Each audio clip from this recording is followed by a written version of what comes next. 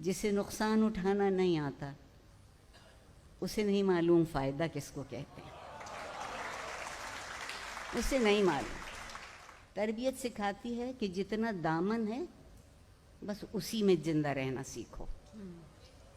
जितना दामन है, कम है तो कम और ज़्यादा है तो ज़्यादा। आसान तरीन तरीक़ा है बुज़दिल आदमी का अपने आप को बचा लेने का कि अपनी गलतियों को जमा करके दूसरों के दामन में डालाए। हौसला इस बात का है कि गलती हो गई थी, पता चल गया कि गलती हुई थी, तो गलती दुरुस्त कर लीजिए। जिसके साथ ज़्यादती हुई थी उससे जाके बहुत नेक नियति से माफ़ी मांग लीजिए। मैंने अभी तक ऐसे इंसान बहुत कम देखे हैं जिनसे आपने नेक नियति से माफ़ी मांगी हो और उन्होंने आपको गले न लगा लिया। ज़िंदगी से मोहब्बत करने के लिए तरबियत चाहिए, और तरबियत उस चीज़ का नाम है जब आप अपने आप से उठ के ज़िंदा रहना सीखते हैं। अगर आप शिरकत करना जानते हैं और शरीक करना जानते हैं, हमने क्या किया कि अब मैं और आप बैठे हैं ना यहाँ, मैं आपसे बहुत पहले से बैठी हूँ और बड़े बड़े फ़लसफ़े हमने आज झाड़ दिए हैं, कोई बचा नहीं है बात, मगर अब हम आपस में बात नहीं करते।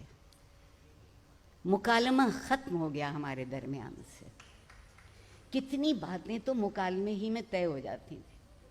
कोई खफा होता था तो उससे जाके पूछते थे कि क्यों खफा हो, वो थोड़ी देर तो नहीं बताते थे और नाराज़ होते थे, मगर आप उनसे बहुत रसान ठंडे दिल से पूछते थे कि नहीं जी चाहता है, बताइए हमसे क्या गलती हुई, आप क्यों खफा हैं। और अगर आपको अपनी गलती पता चल जाती, दुरुस्ती उसी दिन शुरू हो जाती है जिस दिन आप अपनी गलती को तस्लीम कर लेते हैं, वरना दुरुस्ती नहीं होती। दुरुस्ती का प्रोजेक्ट नहीं है। अब वो व्हाट्सएप पे माफ़ी तलाफ़ी एक इमोजी पे हो जाती है। आने जाने की सहूलत हो गई। और मैं लॉर्ड मैकॉले की बहुत ममनून हूँ। एक ऐसा अच्छा लफ्ज़ हमें सिखा गए, किसी की इज्जत ले लीजिए, सॉरी। किसी को बेजा बोहतान लगा दीजिए, सॉरी। जान ले लीजिए, सॉरी।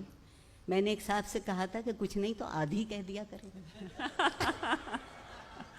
जी, आप ये कहिए कि मैं बहुत साफ बात करता हूँ या करती हूँ और किसी का दिल दुखा दीजिए। बहुत उम्दा है। जिस शहर में रहती हूँ, लाहौर उसका नाम है, और जब मैं उस शहर में पल बढ़ रही थी तो लोगों का एक तसव्वुर था ज़िंदगी के मुतालिक कि हमारे पड़ोसी बहुत अच्छे लोग हैं, इनके घर में किताबें बहुत हैं। कहते थे ये जो हमारे बराबर रहते हैं कमाल के लोग हैं, इनके घर से बच्चा भी निकलता है तो सलाम करता है। फिर कहते थे कि कैसे अच्छे लोग हैं, कितने शरीफ लोग हैं, इनके घर से कभी ऊंची आवाज़ सुनाई नहीं देती। अब मैं जिस शहर में रहती हूँ उसी में पता लगता है कि हमारे पड़ोसी किस कदर उम्दा लोग हैं। रात को 2:30-3 बजे तक हल्ला गुल्ला होता रहता है। ये बहुत पसंदीदा लफ्ज़ है हमारा। और किस कदर शरीफ लोग हैं, उनके मकान के सामने कम से कम 4 गाड़ियाँ खड़ी रहती हैं। क्या बात है।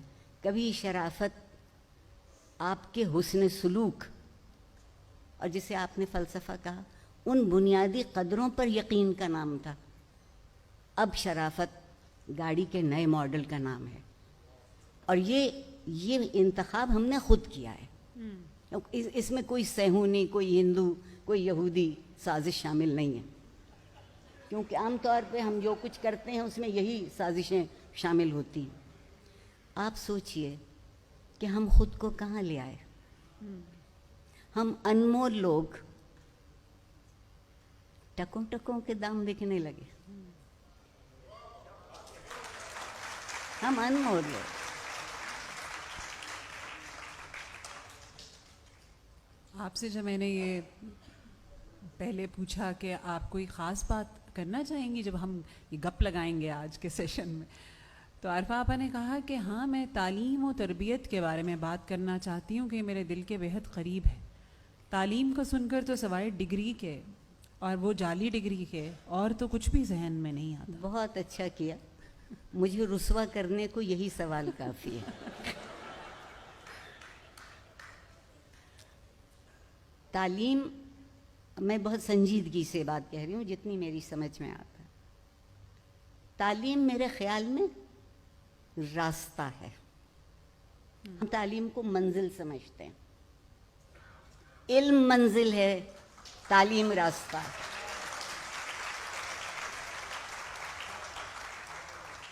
और उस रास्ते को जो चीज़ रोशन करती है, आपको ठोकर लगने से बचा लेती है, आपको बने बनाए मेयार से इधर उधर होने से महफूज कर लेती है, वो चीज़ तरबियत है। अब जब तक मैं पढ़ती थी स्कूल में भी कॉलेज में भी, तो ये लफ्ज़ इस्तेमाल होता था, तालीम और तरबियत। अल्हम्दुलिल्लाह हम चूँकि अब बहुत से मामलों में ख़ुद मुख्तार हुए हैं, जैसे आबादी के मामले में ख़ुद मुख्तार हो गए, फिर अब ताज़ा तरीन हम इंसाफ के मामले में ख़ुद मुख्तार हुए हैं। अब हमें कोई इंसाफ की ज़रूरत नहीं रही, मुस्तनद है मेरा फरमाया हुआ, मीर के शेर को हमने दिल पे लिख लिया। इसी सूरत से तरबियत। और एक बात और, आज एक और भी रवैया है। वालिदैन कहते हैं कि तरबियत भी हम करें और 20,000 फीस वो लें महीने भर की, तो वो क्या करते हैं? वो कहते हैं कि हमने तो इनको प्रोजेक्ट्स दिए हैं, ये प्रोजेक्ट्स नहीं कर पाएंगे तो कुछ नहीं कर पाएंगे। और उस प्रोजेक्ट में तरबियत शामिल नहीं, क्योंकि तरबियत का प्रोजेक्ट नहीं होता, तरबियत का प्रोजेक्ट नहीं होता। तरबियत एक ऐसा खामोश अमल होती है जो आपकी रगों में खून की तरह दौड़ता है। एक दफ़ा आपका खून आपकी रगों में दौड़ने लगे तो फिर आपको कोई मुर्दा नहीं कर सकता। लोगों से सिर्फ एक बात कहना चाहते हैं कि खुदा के लिए खुश रहना सीख लीजिए। खुश रखें भी। खुदा के लिए खुश रहना सीख लीजिए।